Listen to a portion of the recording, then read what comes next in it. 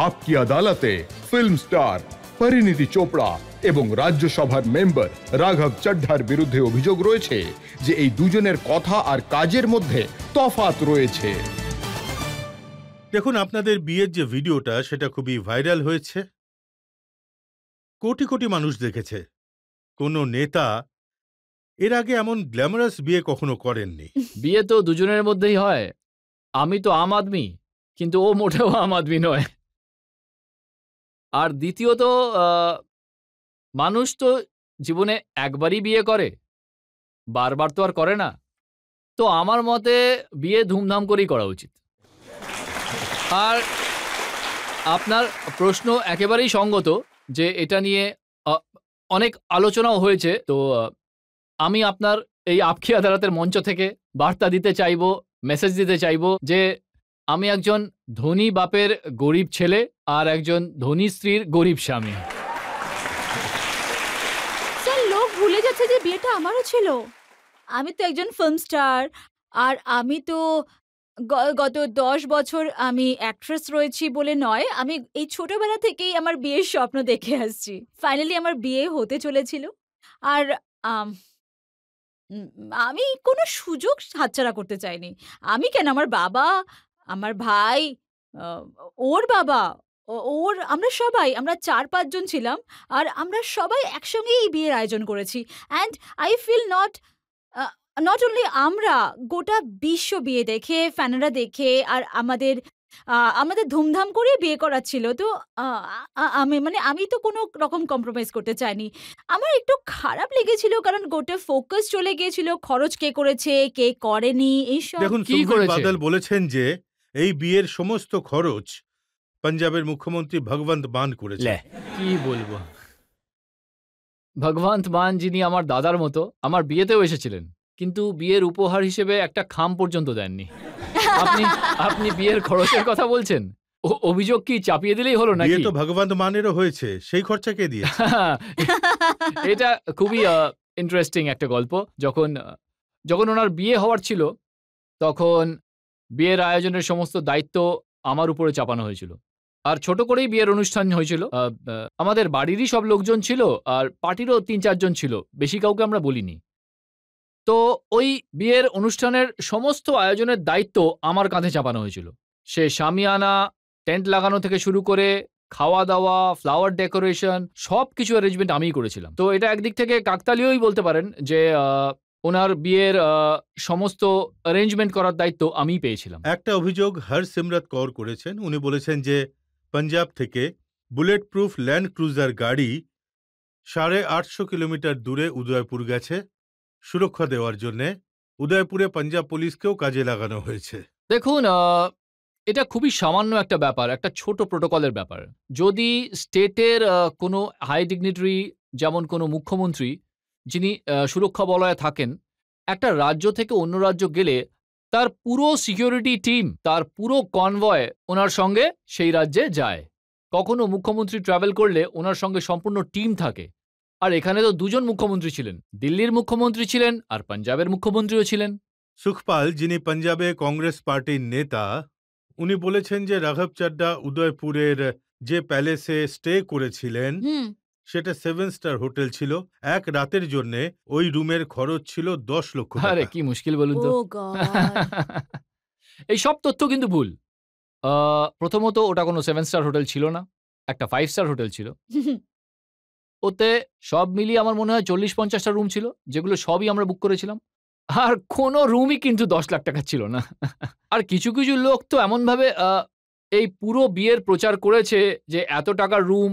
কিছু কিছু TV anchor আর নেতা বয়ান দিচ্ছে যে এত টাকার স্যুট পরেছে, এমনভাবে বলছে যে আমার স্যুটটা সেই বানিয়ে এনেছে, বা হোটেলের বুকিং সব ওরাই করেছে। তো আমার মনে হয় এই সমস্ত অভিযোগ একেবারেই ভিত্তিহীন। আই অলসো ফিল যে এখানে পারসেপশনেরও ব্যাপারও রয়েছে। আমি একজন অ্যাক্ট্রেস, আমি যদি কোনো অ্যাক্টর, প্রডিউসার, বিজনেসম্যানকে বিয়ে করতাম, তাহলে বলতো আরে বাহ, এর তো বেশ সুন্দর বিয়ে হয়েছে, এমনটাই হওয়া উচিত। নয়তো আমি এত পরিশ্রম করে কি করলাম, কি জন্য করলাম? কিন্তু যেহেতু একজন নেতার সঙ্গে বিয়ে হয়েছে, তো সাডেনলি সব খরচ নেতাই করেছে, কারণ ও তো এত খরচা করতে পারবে না।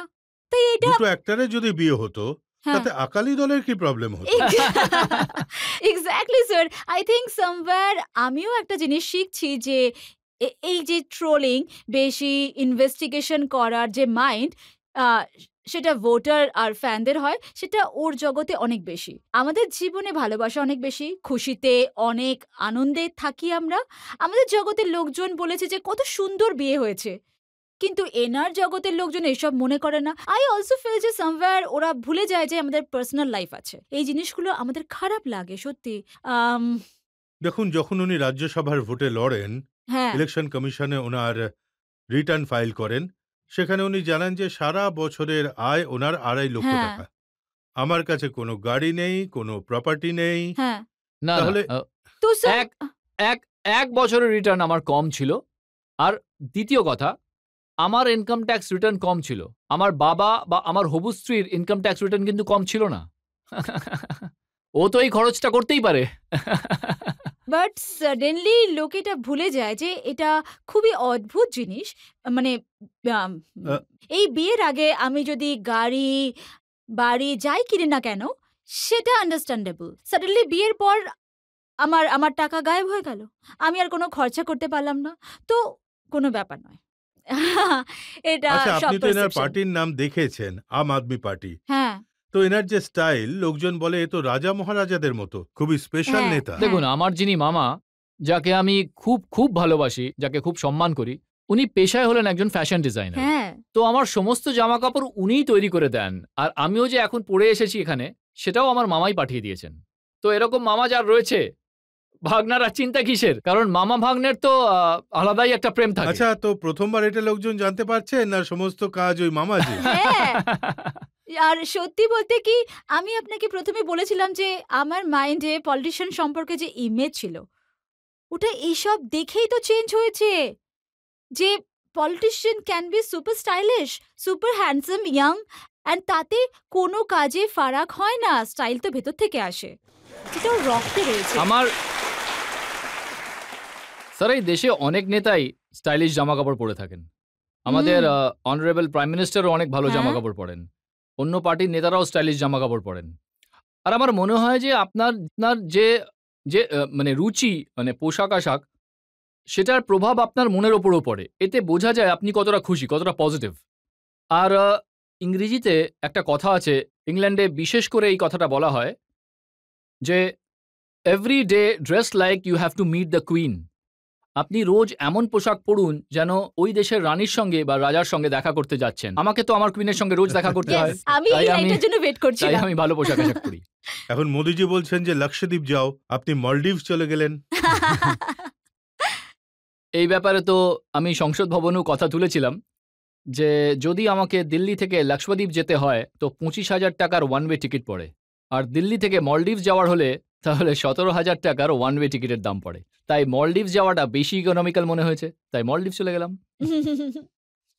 রাঘব, একটা খুব বড় কন্ট্রোভার্সি হয়েছিল যখন আপনি এমন সময় লন্ডন চলে গিয়েছিলেন যখন অরবিন্দ কেজরিওয়াল সমস্যায় পড়েছিলেন, ওনাকে জেলেও যেতে হয়েছিল, কিন্তু 71 দিন অবধি রাঘব চাড্ডাকে দিল্লির ত্রিসীমানায় দেখা যায়নি। স্যার, ভালো হয়েছে আপনি আমায় এই প্রশ্নটা করেছেন, আর নিজের মনের কথা বলার আর সত্যিটা জানানোর আমি একটা সুযোগ পেলাম। প্রথম ব্যাপার হলো যে যেটা ফ্যাক্টস, যে ওখানে একটা আগে থেকে প্রোগ্রাম ছিল মার্চের প্রথম সপ্তাহে লন্ডন স্কুল অফ ইকোনমিক্সে, যেখানে আমায় ডাকা হয়েছিল, আর সেই অনুষ্ঠানে আমার অংশ নেওয়ারও কথা ছিল আর লেকচার দেওয়ারও কথা ছিল, আর এটা আগে থেকেই ঠিক ছিল। ওই অনুষ্ঠানের জন্য আমি ওখানে যাই, আর ওই অনুষ্ঠানে অংশ নেওয়ার পর আমার চোখে কিছু একটা সমস্যা আমি ফিল করি। তারপর আমি ওখানকার ডাক্তারদেরকে দেখাই আর জানতে পারি যে আমার 15 বছর আগে যে চোখের অপারেশনটা হয়েছিল, সেই সমস্যাটা আবার ফিরে আসে। আমার যে চোখের যে রেটিনা হয়, যে পর্দাটা আর কি, ওখানে ছোট ছোট স্পট ছিল যেগুলো ঠিক করার প্রয়োজন ছিল। তো ডক্টর বলেন যে আপনাকে ইমিডিয়েটলি এখানে সার্জারি, ওই চিকিৎসাটা করাতে হবে। যদি ওই চিকিৎসা না হতো তাহলে ঠাকুর না করুন চোখের পর্দা সংক্রান্ত আরও কিছু সমস্যা হতে পারত। তবে একটা প্রিভেন্টিভ সার্জারি ছিল যেটা ওখানে হয়। সেই সময় আমার যে চিকিৎসা চলছিল তখনই আমার আমার নেতা অরবিন্দ কেজরিওয়ালকে জেলে যেতে হয়েছিল। আর যখনই চিকিৎসা শেষ হয় আমি ফিরে আসি। দিল্লির ভোট আমার মনে হয় 25শে মেতে ছিল, আর আমি মের প্রথম সপ্তাহতেই ফিরে আসি। আর 1 জুনে পাঞ্জাবের ভোট ছিল, আর পুরো মে মাসটা জুড়ে আমি ভোটের প্রচার করি, মিটিং সামলাই, রোড শো করি, র্যালি করি, কিন্তু একটা ধারণা তৈরি করা হয়েছিল যে কোথায় চলে গেছে, কেন চলে গেছে। আর কিছু অভিযোগও আমার উপর চাপানো হয়। আমার এই ব্যাপারে দুঃখ লাগে যখন আমার সমালোচক আমার ব্যাপারে বলেন, আমার থেকেও বয়সে ছোট যে আমার ব্যাপারে বলেছে, সে আমার 13 বছরের এই যে সফর, আমি 2011 থেকে এই আন্দোলনে রয়েছি, এই পার্টির সঙ্গে যুক্ত, আমার 13 বছরের দীর্ঘ তপস্যাকে একটা মাত্র অভিযোগ এনে একটা রিউমার ছড়িয়ে শূন্য করে দিল। কিন্তু এর মাঝে যতজন মানুষ আমায় নিয়ে চিন্তা করেন তারাও কিন্তু অসাধারণ ছিলেন। অনেক মানুষ আমাকে মেসেজ পাঠিয়েছিলেন, ফোন করেছিলেন, ইমেল পাঠিয়েছেন, আর আমার স্বাস্থ্য নিয়ে তারা চিন্তাও করেছেন। তাই আমার আনন্দও হয়েছিল, আবার দুঃখও হয়েছিল। আমার পরিবারের জন্য সেটা খুবই কঠিন সময় ছিল। আমার ওয়াইফ ওখানে আমার সঙ্গে ছিল, আমার মা, আমার বাবা ভারতে ছিলেন, সবার জন্যই খুবই খুবই কঠিন সময় ছিল। চলুন, ঈশ্বর সঙ্গে ছিলেন, এবং আর খুব কঠিন সময় আমরা পেরিয়ে এসেছি, এবং আমার চোখ এখন ঠিক আছে, ঈশ্বরের আশীর্বাদ রয়েছে। ও ঠিকই বলেছে, মানে কারোর হেলথ নিয়ে এত মুশকিল ব্যাপার ছিল, আর এই ব্যাপারটা নিয়ে টুইস্ট হয়ে গেল, আর কি হলো এটা ভীষণ আনফরচুনেট ছিল। অ্যান্ড আই হোপ এরকম আর হবে না। ভালো হলো, ওটা আজ ক্ল্যারিফাই হয়ে গেল। স্যার হ্যাঁ, দেখুন, স্যার, একদম। সত্যি কখনো চাপা থাকে না, কথায় আছে না, सच्चाई छुप नहीं सकती, बेबुनियाद बनावट के उसूलों से, बनावट सच्चाई और खुशबू आ नहीं सकती कभी कागज के फूल से। আপনি আমার কথাটা পূরণ করলেন। আপনারা দুজনেই পাঞ্জাবি, আমি জানতে চাই আসল পাঞ্জাবিকে, পরোটা কার সবচেয়ে বেশি পছন্দ, আর পাঞ্জাবি গান সবচেয়ে বেশি কে শোনে? পাঞ্জাবি গান আমি সব থেকে বেশি শুনি, আর ওর পরোটা বেশি পছন্দের। আপনাকে একটা ছোট্ট রিকোয়েস্ট, আপনি একটা পাঞ্জাবি সং ডুয়েট করে শুনিয়ে দিন প্লিজ। Duet? হ্যাঁ দেখুন, আমি যদি গান গাওয়া শুরু করি হ্যাঁ। তাহলে আপকি আদালত, যেটা সারা বিশ্ব দেখে, তার টিআরপি কমে যাবে। না, কমবে না, বেড়ে যাবে। আমি চাই না যে লোক নিজেদের টিভি বন্ধ করে দিক। বন্ধ করবে না, দেখবে। আমি আপনাকে একটা কথা বলবো? হ্যাঁ, আপনাকে একটা কথা বলি, আমি মিউজিক এত ভালোবাসি, আমি ছোটবেলা থেকে মিউজিক শিখে আসছি, আর আমার মনে হতো আমি মিউজিকের ব্যাপারে অনেক কিছু জানি, কিন্তু যবে থেকে আমার রাঘবের সঙ্গে আলাপ হয়েছে, আমার মিউজিকের নলেজ 100 গুণ বেড়ে গেছে। কারণ এই লোকটা ইংলিশ, হিন্দি, পাঞ্জাবি প্রত্যেকটা গানের প্রত্যেকটা লিরিক্স মুখস্থ, যেন ওর এলিফ্যান্ট মেমরি রয়েছে। প্লিজ একবার গিয়ে শুনিয়ে দিন প্লিজ। তো আমি গান খুঁজে দিতে পারি, ও ভালো করে গেয়ে শোনাতে পারে।